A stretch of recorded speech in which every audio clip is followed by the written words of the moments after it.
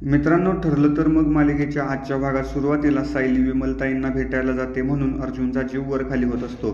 त्याला सतत वाटत असतं की त्याचं स्वप्न खरं होईल आणि सायली त्याला सोडून पुन्हा आश्रमात निघून जाईल. त्याच्या या अवस्थेची घरातले खूप मजा घेत असतात. तर दुसरीकडे अर्जुनने आपला बनवलेला डाव उधळून लावला. यामुळे महिपत भयंकर चिडलेला असतो. अर्जुनचं काय करायचं काय नाही हे त्याला सुचत नसतं. तितक्यात आश्रमवरचा स्टे उठवायला ज्या आमदाराची त्याने मदत घेतलेली असते त्याचा त्याला फोन येतो. महिपतचं प्रकरण बाहेर खूप चर्चेत असल्यामुळे आमदार त्याच्यावर खूप चिडलेले असतात. महिपत मनात नसून सुद्धा त्यांच्याशी खूप अदबीने बोलत असतो. आमदार त्याच्यावर चिडतात की तुझ्यामुळे माझ्या सीटवर परिणाम होणार आहे. तुमचा तो व्हिडिओ अर्जुन सुभेदारने व्हायरल केला आहे, त्यामध्ये तू माझं सुद्धा नाव घेतलं होतं. महिपत त्याला बोलतो की मी तुमचं नाव घेतलंच नाही, मी फक्त अशीच चर्चा करत होतो. यावर आमदार बोलतात की हो, पण तुम्ही आमदाराची मदत घेतली असं तरी बोलला आहात आणि या गोष्टी माझ्या मतदारसंघात पसरायला कितीसा वेळ लागणार आहे. तुमच्यामुळे माझी आमदारकी धोक्यात आहे. यापुढे मला कधीच फोन करू नका आणि माझ्याकडे कोणतीच मदत मागू नका. आमदारचा हातचा जातोय म्हणून महिपत आणखीच चेकाळतो. असं करू नका साहेब, आम्हाला तुमची मदत लागणार आहे अशी दयावया करू लागतो. मात्र आमदार महिपतचं काही ऐकून घेत नाही. या उलट फोन ठेवण्यापूर्वी तो महिपतला सल्ला देतो की अर्जुन सुभेदारच्या नादाला लागू नका. त्यांनी आजपर्यंत भरपूर केस जिंकले आहेत, उगीच होत्याचं नव्हतं करून बसाल आता. आमदाराने सुद्धा हात वर केल्यामुळे महिपत भयंकर चिडतो. दुसरीकडे अर्जुन सतत सायलीचा विचार करत असल्यामुळे चैतन्य त्याला चिडवत असतो. इतक्यात त्यांच्या जेवणाचे डबे येतात. तसेच काही रिपोर्ट सुद्धा येतात जे अर्जुन वाचतो. त्यामध्ये मधुभाऊंची जेलमधील वागणूक कशी आहे याबद्दल लिहिलेलं असतं. ते जेलमध्ये सगळ्यांशी खूप छान वागत असतात, त्यामुळे त्यांना बेल मिळण्यासाठी खूप फायदा होऊ शकतो असं अर्जुनला वाटतं. अर्जुन आणि चैतन्य जेवत असताना चैतन्य सतत डाव्या हाताचा उपयोग करत असतो. तेव्हा अर्जुनला अचानक एक गोष्ट आठवते आणि तो स्वतःची एक फाईल वाचू लागतो. अर्जुनला अचानक काय झाले हे चैतन्याला समजत नाही. तेव्हा अर्जुन बोलतो की मला मधुभाऊंच्या केसमध्ये एक मोठा पुरावा सापडला आहे, ज्याची मदत ते निर्दोष आहे हे सिद्ध करायला होईल.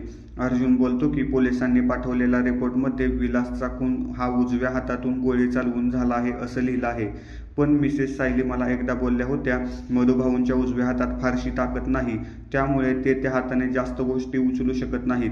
त्यामुळे जर गोळी उजव्या हाताने चालली आहे तर ती मधुभाऊ चालवूच शकत नाहीत, कारण त्यांच्याकडे बंदूक चालवणे इतपत सुद्धा जोर नाही. हा क्लू ऐकताच चैतन्य खूप खुश होतो. अर्जुनची तारीफ करू लागतो. तेव्हा तो बोलतो तर काहीच नाही, मला अशी एक गोष्ट हाती लागली आहे जे अजून कोणालाच माहीत नाही. अर्जुन चैतन्याला काही रिपोर्ट दाखवतो. तो बोलतो यामध्ये विलासने पोलिसांना मेसेज केल्याची वेळ आणि पोस्टमॉर्टम रिपोर्टमध्ये विलासचा खून झाल्याची वेळ काय आहे ते बघ. तेव्हा चैतन्य बघतो तेव्हा त्याच्या लक्षात येतं की विलासच्या खुनाच्या वेळेनंतर त्याच्या मोबाईलवरून पोलिसांना मेसेज केले आहेत. याचा अर्थ खूप मोठी गडबड झाली आहे. आपण केसच्या दिशेने एक पाऊल पुढे जातोय. यामुळे दोघेही खूप खुश असतात. पण तितक्यात अर्जुनला आठवतं की जर केस सॉल्व्ह झाली तर सायली त्याला नक्की सोडून जाईल. त्यामुळे तो पुन्हा अस्वस्थ होतो. दुसरीकडे प्रतिमा स्वतःहून प्रियाशी बोलायला जाते.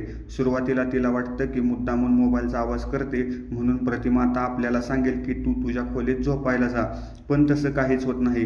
प्रतिमा बोलते की सगळेजण मला सांगतायत की तू माझी मुलगी आहेस, पण मला काहीच आठवत नाही.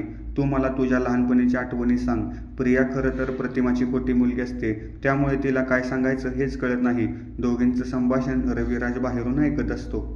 दुसरीकडे सायली आणि अर्जुन केसबद्दल चर्चा करत असतात. अर्जुन मुद्दाम सायलीला विचारतो की मधुभाऊ पुन्हा आले की तुम्ही काय कराल. तेव्हा ती बोलते आश्रमातल्या मुलांना मोठं करणं हे मधुभाऊंचं स्वप्न आहे आणि मधुभाऊंचं स्वप्न हेच माझं स्वप्न. खरं तर सायलीला तिच्या मनातलं अर्जुनबद्दलचं प्रेम व्यक्त करायचं असतं, पण तेव्हा ती काहीच बोलत नाही. त्यामुळे अर्जुनचा पुन्हा एकदा गैरसमज होतो. थोड्या वेळाने सायली सुद्धा अर्जुनला तोच प्रश्न विचारते की मधुभाऊ आल्यावर आश्रमात परत जाईल, मग तुम्ही काय कराल. दुसरं लग्न करावंच लागेल ना. घरचे तुम्हाला कदाचित प्रियासोबत लग्न करायला सांगतील, मग तुम्ही काय कराल. सायलीच्या या प्रश्नावर अर्जुन खूप चिडतो आणि तिथून निघून जातो. आता उद्याच्या भागात काय होणार याची प्रेक्षकांना उत्सुकता लागली आहे. धन्यवाद.